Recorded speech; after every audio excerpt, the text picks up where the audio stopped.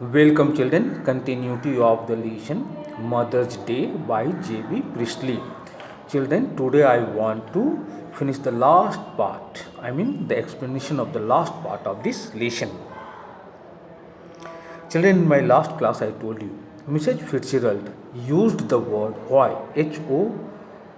why, to attract George, Doris and Cyril Pearson's attention. She wanted them to come inside the room because their conversation was over now. Their conversation was already over.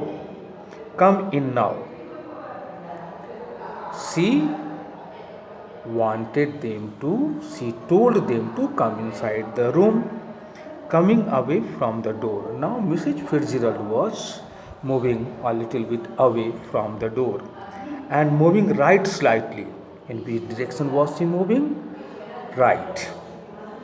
How? Slightly, a little bit. Quietly, silently. But remember, a firm hand. She used the word remember twice to instruct Mrs. Pearson to control her family in a strict way. She wanted her to use a firm hand with her family, Cyril, Doris and George Pearson. She wanted them to be controlled strictly.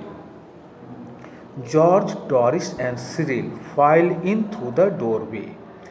File in. This is a phrasal verb. What does it mean? It means to come in line, to form a queue. Now George, Doris and Cyril came in line through the doorway, looking apprehensively at Mrs. Pearson. They again did not know that some kind of magic had taken place again. They had no idea. Apprehensively, with apprehension, anxiously or feeling worried, they were looking at Mrs. Pearson with a worried expression on their faces. They did not know, in fact, they were afraid because they did not know what was going to happen. I'm just off to let you enjoy yourself. Mrs. Fitzgerald wanted to leave that place because she wanted Mrs. Pearson to enjoy herself. Mrs. Fitzgerald had already done her task. The family looks anxiously at Mrs. Pearson. Doris, Cyril and George Pearson look at Mrs. Pearson with a worried look. I have already told you they did not have any idea what was going to happen to them, how she was going to behave. Who smiled? But their feeling of apprehension was removed when they found Mrs. Pearson smiling, much relieved. Now the smile shown by Mrs. Pearson produced a sense of relief in their hearts. They were very much relieved after seeing Mrs. Pearson smiling. They smiled back at her. George, Doris and Cyril Pearson smiled back at her. They responded by smiling. Doris anxiously, "Yes, mother?" They all had thought that Mrs. Pearson had called them, told them to come inside the room. They did not know that it was Mrs. Fitzgerald who had used the word why to attract their attention to come inside the room. Doris seemed to be worried. She looked at her mother and wanted to know what it was which her mother wanted. Mrs. Pearson smiling. Mrs. Pearson was still smiling. Seeing that you don't want to go out, I tell you what I thought we would do. Mrs. Pearson told Doris that she knew that or Doris did not want to go out. She knew this fact. So I tell you what I thought we would do. She wanted to tell everyone in the family what she had thought they would do, they should do, or they would do. Mrs. Fitzgerald giving a final warning. Mrs. Fitzgerald had not left that place, she was still there. Now, she was still present there. She once again used the word remember to give a final warning to Mrs. Pearson. Mrs. Pearson nodding. Mrs. Pearson moved her head up and down quickly to agree with Mrs. Fitzgerald, then looking sharply at the family. After nodding, Mrs. Pearson looked quickly and rudely at the family. No objections, I hope. She was using a rough tone. She wanted to know whether her family had any objections. So she asked this question rudely and quickly. She wanted to see the effect of her words produced in the minds of Cyril, Doris, and George Pearson. That is why she used this question sharply, rudely, and quickly. George humbly. George, Mrs. Pearson's husband, answered politely.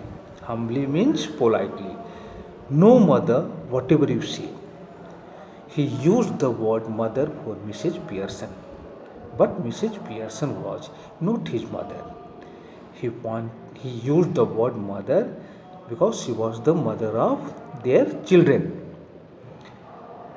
In fact, he was ready to do whatever Mrs. Pearson wanted him to do. He was ready to do whatever Mrs. Pearson wanted him to do. So he answered politely. Mrs. Pearson smiling. Her smile was obvious. The trick played on them, Doris, George, and Cyril, by Mrs. Fitzgerald had become successful, had started working successfully. I thought we would have a nice family game of rummy. She smiled and told them that she was interested in having a nice family game of rummy. Rummy is a game played with cards. And then you children could get the supper ready while I have a talk with your father. She entrusted the task of getting the supper ready to Doris and Cyril. In the meantime, she wanted to have a talk with their father. She gave them the responsibility of getting the supper ready when she wanted to talk to their father. George firmly, George strongly. Firmly means strongly or decisively. Suits me. George was happy because he had not been given any difficult job. He was just required to talk to his wife, and that was a simple work job. So he said firmly means decisively or strongly, suits me. He thought that the work of talking to his wife, Mrs. Pearson, was suitable. He looks challengingly at the children. But when he looked at the children, he looked at them with he looked at them challengingly. He knew that the responsibility or task of getting the supper ready would be a very difficult task for their children. He knew this fact. So he looked at his children challengingly. What about you too? He wanted to know what Doris and Cyril were going to do, what they had decided to do about getting the supper ready. Cyril answered quickly, "Yes, that's all right." Cyril answered that he was ready to help Mrs. Pearson, or he was ready to get the supper ready with the help of Doris.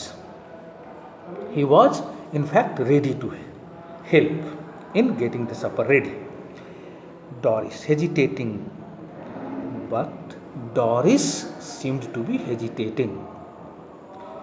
She wanted to oppose the idea of getting the supper ready while her mother was going to have a talk with her father. Well, it was obvious that she did not want to get the supper ready.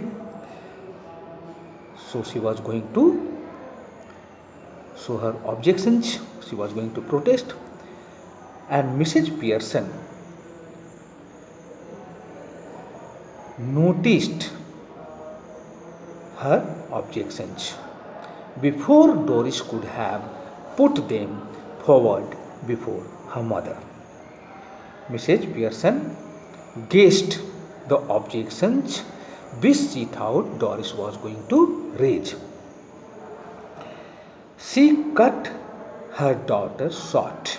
She interrupted. "What? Speak up." Once again, she used the word "what" rudely and quickly. "Speak up." To speak up is a phrasal verb. It means to express your opinion freely. She wanted Doris to express her opinion freely,